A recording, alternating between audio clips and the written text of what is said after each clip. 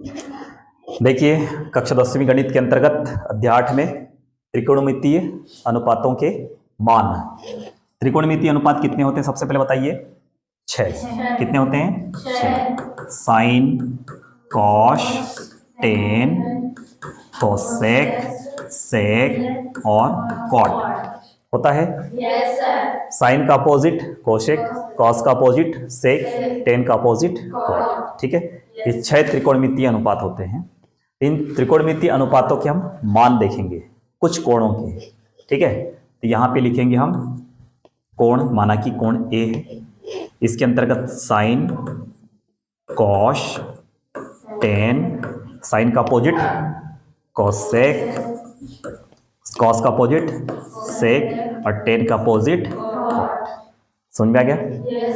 अब देखो, पहला कौन सा कोण लेंगे हम? 0, उसके बाद में 30, उसके बाद में 45, फिर 60, फिर 90। ठीक, अपने पास कितने कोण ले रहे हैं हम? 0, 30, 45, 60 और 90। त्रिकोणमितीय अनुपात कितने हमारे पास में? देखो 6 त्रिकोणमितीय अनुपात है, राइट? अब देखिए यहाँ पे साइन 0, इसमें बात आती है 0, 30, 45, 60, 90, है ना?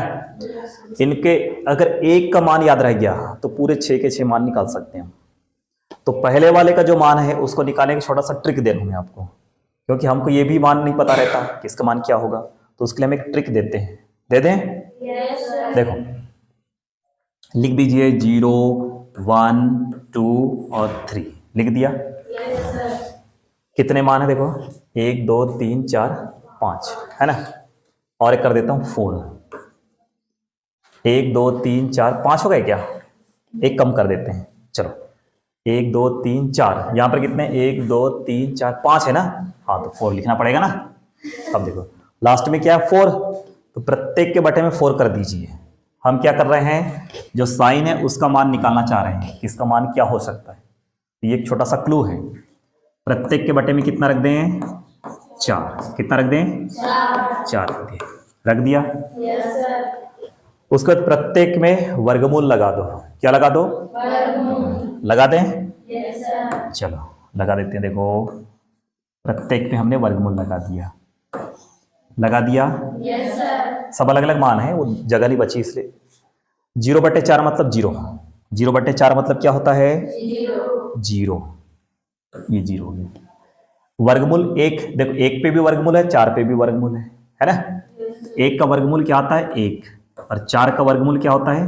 2 होता है कि नहीं? 2 का वर्गमूल देखो 2 एकम 2, 2 दूनी 4, फिर 1 का वर्गमूल 1 और 2 का वर्गमूल 2 होता है। समझ में आ गया? 3 का वर्गमूल 3, 4 का वर्गमूल 2 होता है। 4/4 मतलब 1, और 1 का वर्गमूल क्या आता है? 1। तो ये हो गए साइन, पहले वाला जो साइन है उसके पूरे मान आ गए। क्या क्या मान आ गए? देखो साइन 0 का मान क्या होगा? 0। साइन 30 का मान क्या आएगा? 1/2। साइन 45 का मान कितना आएगा? 1/वर्गमूल 2। साइन 60 का मान क्या आएगा? वर्गमूल 3/2। साइन 90 का मान क्या आएगा? 1। ऐसा निकाल सकते हैं आप? बस एक मान निकालना है।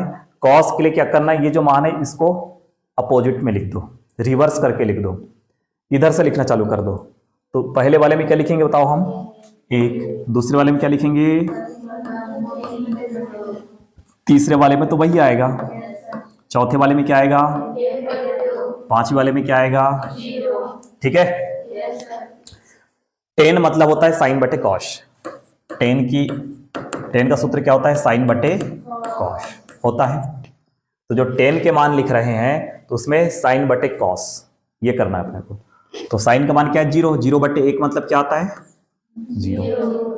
1/2 वर्गमूल 3/2, दोनों को भाग देंगे, 2 से 2 कट जाएगा तो क्या बचेगा? 1/3 बचेगा। ये दोनों एक दूसरे कट जाएंगे, कितना बचेगा? नीचे का नीचे से कटेगा, क्या बचेगा? सिर्फ वर्गमूल 3। 1 के बटे में 0, 1 के बटे में 0 मतलब अपरिभाषित। अपरिभाषित को हम इन्फिनिटी का साइन लगा के करते हैं, ये इन्फिनिटी का साइन है। अनंत, अनंत मतलब अपरिभाषित। बस इसके बाद में देखो ये जो साइन है इसके जो मान है उसका अपोजिट कोसेक का मान हो जाएगा। ये जो कोसेक का मान लिख रहे हैं ये साइन का अपोजिट है, तो जीरो का अपोजिट क्या होता है? इन्फिनिटी। शून्य का विपरीत क्या होता है? अनंत, अपरिभाषित। ठीक है। 1/2 का अपोजिट क्या होता है? 2। 1/2 का कर्णी 2।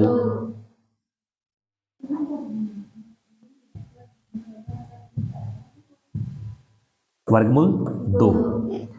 वर्गमूल 3/2 का अपोजिट 2 बटे और 1 का अपोजिट 1।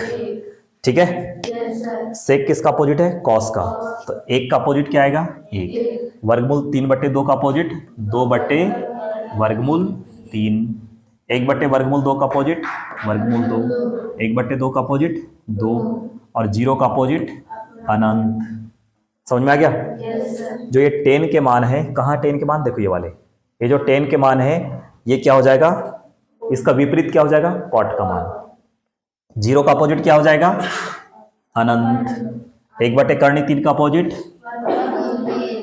1 का अपोजिट कर्णी 3 का अपोजिट 1/वर्गमूल 3 और अनंत का अपोजिट 0।